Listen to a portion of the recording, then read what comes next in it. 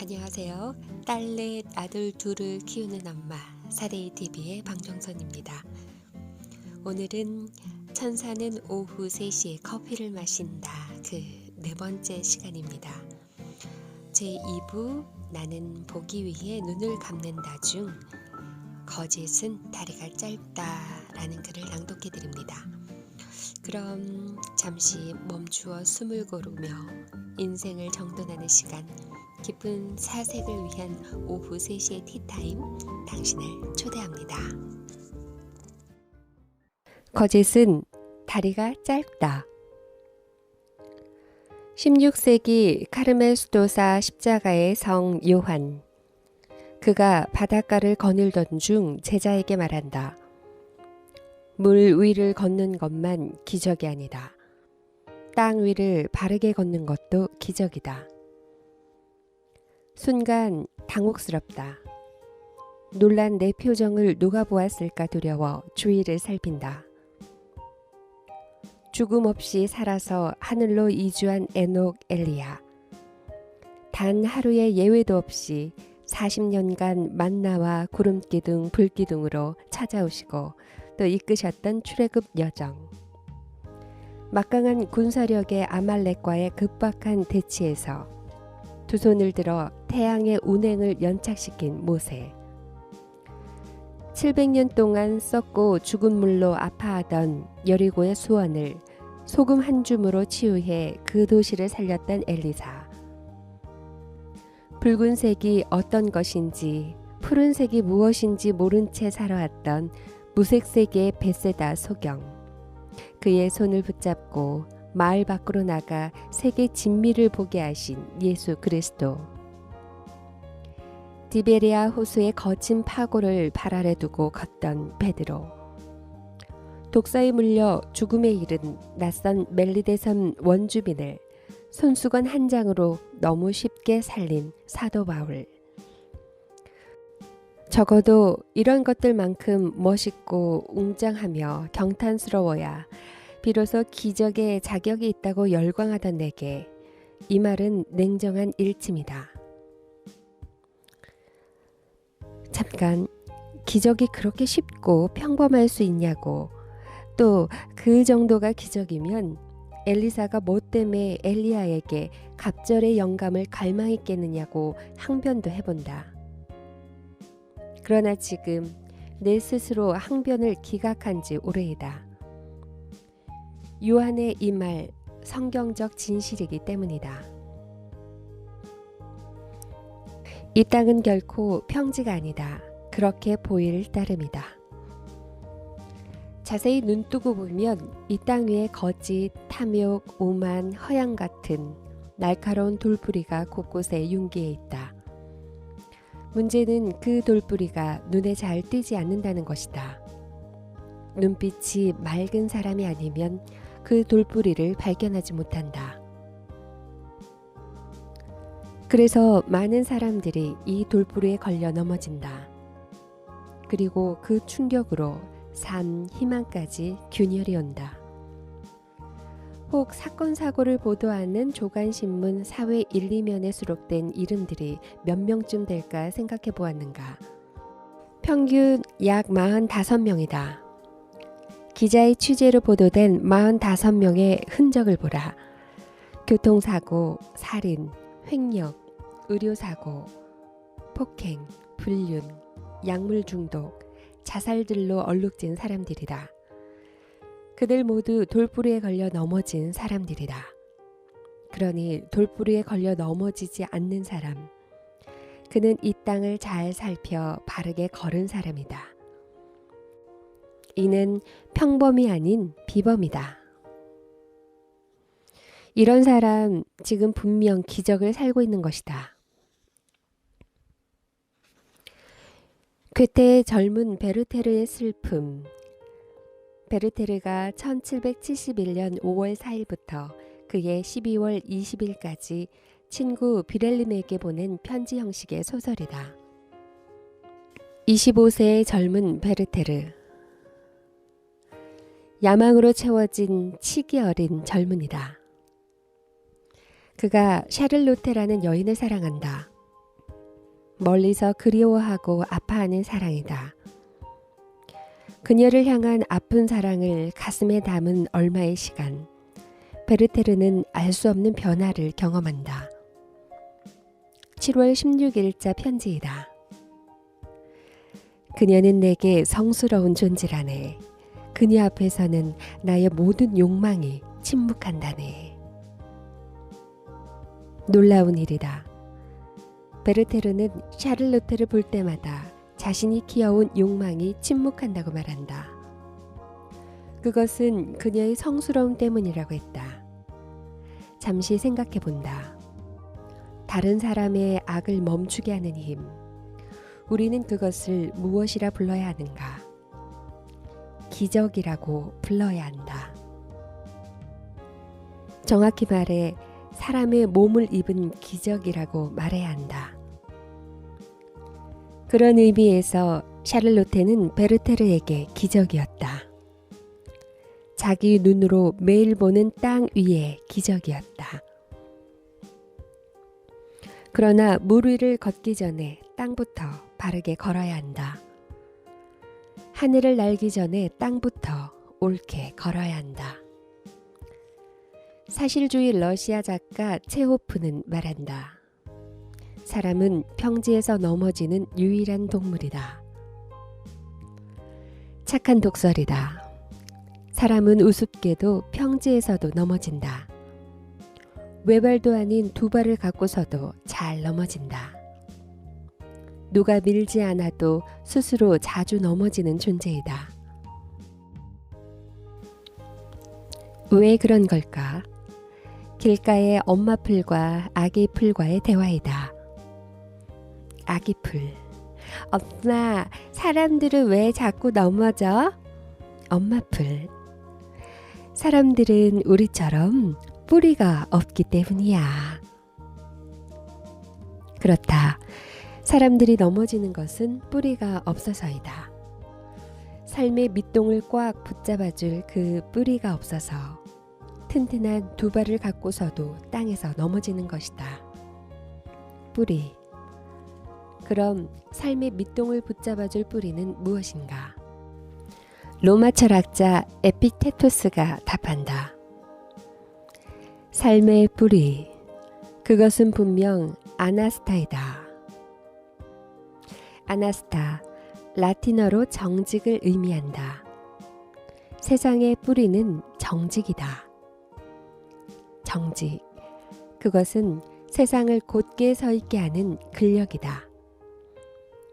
그렇기 때문에 정직이 살아야 세상이 뽑히지 않는다. 세상이 흔들리는 것, 그것은 정직이 뿌리채 뽑혔기 때문이다. 1세기 로마의 사상가 세네카 역시 아나스타를 언급했다. 공정했던 로마가 일부 권력자의 탈세, 수탈, 횡령, 재산 은닉으로 얼룩지자 그놈들을 죽인 아나스타가 지금 우리 로마까지 죽이고 있다고 분개했다. 정직의 죽음, 그것은 폼페이를 덮었던 낙진이다. 호흡을 앗아가고 기침, 구토를 자아내는 폭거이다. 한편 정직의 맞은편에는 거짓이라는 강력한 악이 있다. 거짓은 도끼이다. 매우 폭력적인 못된 도끼이다. 신뢰, 희망, 감사 같은 선한 가치들이 이 거짓이라는 도끼에 의해 단숨에 잘라져 나간다. 아, 애곡이다. 그런데 언제부턴지 거짓이 악의 목록에서 삭제되었다. 그것은 지금의 수위를 입지 않고 있다. 누군가 거짓이 입고 있었던 수위를 벗겨주었다. 독일 신학자 폴 티레이는 말한다. 지난 어느 세대가 오늘날만큼 거짓에 대해 관용한 적이 있었던가? 오늘날 거짓은 더 이상 우리에게 죄인 취급을 받지 않는다. 우리가 과거에 너그러운 것, 그것은 결과적으로 거짓에게 언도한 무죄 판결이다. 거짓이 입었던 수의를 벗겨준 이는 우리였다. 이건 불법 오류이다. 거짓에게 수의를 다시 입혀야 한다. 거짓은 매우 치명적 위험의 인물이다. 작가 도르시 세이어즈는 거짓을 이렇게 말한다. 악에는 뜨거운 악이 있고 차가운 악이 있다. 뜨거운 악은 분노, 정욕, 질투, 탐욕이다. 차가운 악은 교만, 나태, 허영, 탐식이다. 그러나 거짓은 미지근한 악이다. 그래서 사람들은 거짓을 악이라고 생각하지 않는다. 거짓의 특성. 그 교활함을 정확히 판독한 발언이다. 거짓의 이명은 교활이다. 교활을 차명으로 삼아 움직인다. 쉽게 노출, 발각되지 않는다. 그래서 거짓은 강하다. 결코 가볍게 다룰 경비한 악이 아니다. 얌전한 악은 더더욱 아니다. 거짓이 비록 완력을 사용하는 거친 악은 아니지만 잔인한 품성을 속으로 은닉하고 있다. 거짓이 휘젓고 지나간 흔적을 보라. 오해, 갈등, 분열, 시기, 배반, 전쟁. 거짓, 세상을 흑암으로 인봉하는 불쾌한 악이다. 이 사실을 간파한 개혁자 위클리프는 말한다. 거짓, 그것은 모든 죄의 옷을 만든다. 나도 지금 그 옷을 입고 있다. 1897년 영국 작가 맥스 비어봄의 행복한 위선자. 이 작가의 작품 속의 사람 조지 헬이 생각난다. 이 작품의 핵심 인물 조지 헬. 그는 헬이라는 자신의 이름처럼 사는 자였다. 거짓, 사악, 방탕, 사기 등 지옥의 행위를 즐겼다. 그의 얼굴 또한 사람에게 혐오였다. 그를 아는 사람들, 조지 헬을 조롱하면서도 두려워했다. 특히 귀족들에게 그의 이름은 불쾌였다. 아, 운명인가? 이런 조지 헬이 사랑에 빠진다. 그가 오페라 가수 제니 미어라는 여인을 사랑하게 된 것이다. 그러나 조지 헬은 두려웠다. 이미 자신의 용모, 악행을 충분히 알고 있을 제니 미어. 지옥인 자신이 그녀에게 다가선다는 것, 그것은 불가였다. 태어나 처음으로 두렵다는 것을 경험한 조지 헬. 결국 고민 끝에 제니 미어에게 어렵게 진심을 고백한다. 당연히 차가운 냉대, 보기 좋게 거절당한다. 절망한 조지 헬은 스스로를 저주한다. 태어나 처음으로 사랑 때문에 울어본다. 그때 희소식이 들려왔다. 밀란 마스크로 새의 얼굴을 만드는 사람이 있다는 소식. 이후 조지 헬은 성자의 얼굴을 본뜬 밀란 마스크로 자신의 얼굴을 대체한다. 페이스 오프였다. 그리고 이름까지 조지 헤븐으로 개명한다. 이제 이 도시에서 조지 헬은 사라졌다. 오직 조지 헤븐만 남게 되었다. 이제 이 도시에서 조지 헤븐이 조지 헬임을 아는 자는 마스크를 만든 사람과 옛 연인 갬복이뿐. 그들만 비밀을 지켜주면 조지 헤븐으로 살아갈 수 있었다. 조지 헤븐이 된 이 남자는 제니 미어에게 청혼한다. 청혼을 받아들인 그녀와의 결혼 생활, 미칠 만큼 행복했다. 그러나 이 행복 속에서도 어둑어둑 다가오는 불안감. 자신이 헬이라는 사실이 드러날까 두려웠기 때문이다. 사랑하는 아내도 행복도 모두 파괴되는 사태. 그것은 상상하기도 싫은 악몽이었다. 수많은 고통의 시간을 보낸 후 조지 헤븐은 중대한 결심을 한다. 그것은 얼굴만이 아닌 삶도 해분으로 살아보는 것이었다. 이후 해분은 자신의 재물을 어려운 사람들에게 나누어 준다. 재물만 아닌 그의 표정, 말도 따스한 온기로 채우며 산다. 스스로를 향한 속죄의식이었다. 모든 사람이 해분을 존경한다. 그러던 중 조지엘이 그토록 염려하던 일이 발생한다. 이들의 행복을 시기한 옛 연인 갬복이 그녀가 제니미어에게 해분의 비밀을 폭로해버린 것이다. 그 후 제니미어의 삶도 빈혈을 일으킨다. 의심, 분노가 그녀를 두드려 멍들게 한다. 드디어 운명의 날, 제니미어는 해분에게 마스크를 벗어 자신을 직접 증명하라고 설득한다. 더 이상 선택의 여지가 없었던 해분은 속죄하는 마음으로 숨죽이며 밀란 마스크를 벗는다. 이제 끝났어. 이 마스크를 벗는 순간 나의 행복도 사랑도 순간 칠흑보다 더 깊은 정적이 이른다. 모두가 그의 얼굴을 주목한다. 그런데 이게 웬일인가? 밀란 마스크 속의 그의 얼굴은 헬이 아닌 해븐이었다. 밀란 마스크에 그려진 성자 얼굴, 바로 그것이었다. 조지 해븐, 제니미어, 그들 모두 기적을 목격한다. 조지 헬의 행복, 스스로 해분의 삶을 선택할 때 시작되었다. 즉, 그가 얼굴만의 해분이라는 거짓을 버리고 삶에서도 해분이라는 정직으로 귀환할 때 행복이 적중했다.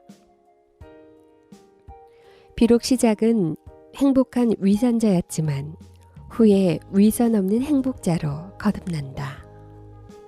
정직, 이토록 기적인 것이다. 이제 러시아 문학으로 가본다. 1836년 고골의 희곡 감찰관. 이 작품에서는 모두 27명의 인물이 나온다. 그런데 그들 모두 불행에 침수당한다. 무엇 때문인가? 러시아의 추운 도시 페테르부르크가 갑자기 소란해졌다.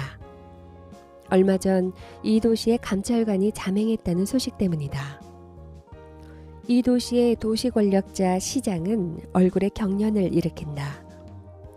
이 도시 최악의 부패한 관료였던 시장. 만약 감찰관이 자신의 비리를 캐낸다면 곧 시베리아 유형이었다.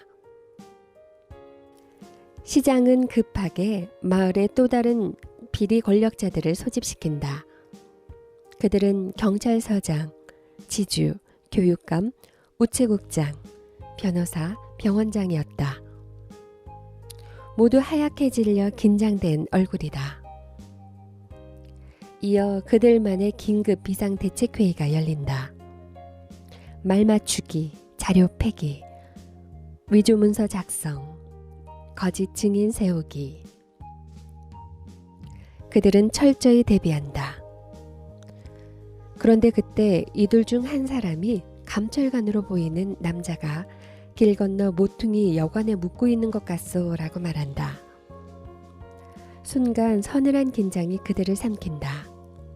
그들이 감찰관으로 지목한 사람, 사실 감찰관이 아니었다. 그는 12급 관리 홀레스타코프였다. 이곳에서 도박하다가 아버지의 돈을 다 잃고 빈손이 된 속물이었다. 여기를 떠나고 싶어도 방세가 체불되어 붙잡혀 있는 상태였다. 그러던 중 이 도시 최고 권력자 시장이 그를 찾아온 것이다. 시장의 태도를 보고 자신을 감찰관으로 오인하고 있음을 파악한다. 그는 속으로 환호했다. 이제 자신의 발목을 잡았던 밀린 방세, 그리고 도박으로 탕진한 아버지의 돈, 이것들을 단번에 만회할 기회 아닌가. 그날부터 그는 감찰관으로 살아간다. 한편 그를 감찰관으로 오해한 마을의 권력자들, 자신의 비리를 은폐하기 위해 가짜 감찰관에게 온갖 향응 뇌물을 바친다. 그의 지갑은 갑자기 부유해진다. 그러나 얼마 후 상황은 반전된다. 진짜 감찰관이 도착한 것이다. 그는 치밀한 수순에 따라 소리 없이 권력자들의 비리를 추적한다. 모든 비리에 대한 정보를 수집한 감찰관. 붉은 직인이 찍힌 소환장을 부패한 권력자들에게 보낸다. 또 한편 자신의 비리에 대해 안심하고 있던 권력자들. 뜻밖의 소환장을 받고 경악한다. 급히 사실 확인에 나선다. 그러나 그가 진짜 감찰관이었다. 그들은 분노, 허탈, 그리고 극심한 두려움에 빠진다. 남의 편지를 몰래 뜯어읽기 좋아하는 우체국장을 통해 홀레스타코프가 가짜 감찰관인 사실을 뒤늦게 통보받으나 그때는 이미 그가 두툼한 돈주머니를 어깨에 맨 채 도시를 떠나버린 후였다. 이후 그들은 엄정한 법의 심판을 받는다. 이 작품을 다 읽고 난 후면 나는 늘 흉통으로 눕는다. 결과로만 본다면 분명 홀레스타코프의 속임수로 인해 더 큰 악의 실체인 도시 권력자들이 척결되었으니 아파할 이유가 없다. 그럼에도 불구하고 한 가지 질문이 끊임없이 나를 괴롭힌다. 그날 이후 홀레스타코프는 어떤 삶을 살았을까? 이제 도박빚도 갚고 잃어버린 아버지의 돈도 마련했으니 거짓을 버리고 새 삶을 살았을까? 글쎄, 아닐 거란 생각이 든다. 왜 그렇게 예측하는가? 이유인즉 사실 사람은 넘어져 봐야 보이는 것이 있다. 부서져 봐야, 깨져 봐야 비로소 깨닫는 것이 있다. 그리고 크게 한번 죽어봐야 눈을 뜨게 된다. 그러나 그에게는 이런 자기 붕괴, 자아가 무너지는 삶의 지진, 이런 것이 없었다. 오히려 자신의 거짓을 무기 삼아 위기를 벗어났다. 더구나 많은 돈까지 지갑에 넣게 되었다. 효과를 본 거짓이다. 결코 버리지 못한다. 아마 그는 여전히 과거의 방식, 곧 거짓으로 자신의 삶을 채워갈 것이다. 단 한 번도 정직이 주는 희열, 감격을 맛보지 못한 채 말이다. 어쩌면 이것이 자신만 모르는 그의 진짜 비극인지 모른다. 삶 속에서는 비록 거짓으로 승리해도 여전히 패자이다. 또한 거짓으로 무엇인가를 획득해도 그것은 상실이다. 그리고 거짓으로 자신을 완벽히 분칠해도 한낱 가짜에 지나지 않는다. 그러니 거짓, 차갑게 버려야 한다. 거짓의 달콤한 중력에서 냉정히 역행해야 한다. 그래야 비로소 땅 위를 바르게 걸을 수 있다. 그래야 당신도 오늘 베르테르에게 기적이었던 샤를로테의 삶을 살 수 있다. 슬픈 사실 하나. 그것은 떠났던 홀레스타코프의 귀한 소식이다. 설마, 맞다, 이 남자 다시 우리 곁에 돌아왔다. 쾌락, 부귀, 환호, 이런 것들을 자기 지갑에 넣기 위해 질주하는 사람들. 이를 위해서라면 거짓 위선쯤은 전혀 문제가 되지 않는 사람들. 이들이 바로 다시 귀환한 홀레스타코프들의 망령들이다. 그들의 무서운 생명력에 다시 한번 전율한다. 그러나 그들, 홀레스타코프에게 이 말을 들려주고 싶다. 이보시오, 홀레스타코프.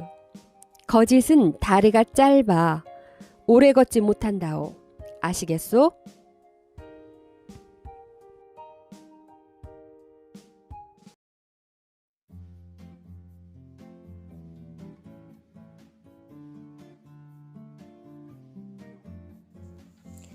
거짓은 교활함을 이명으로 갖고 있습니다.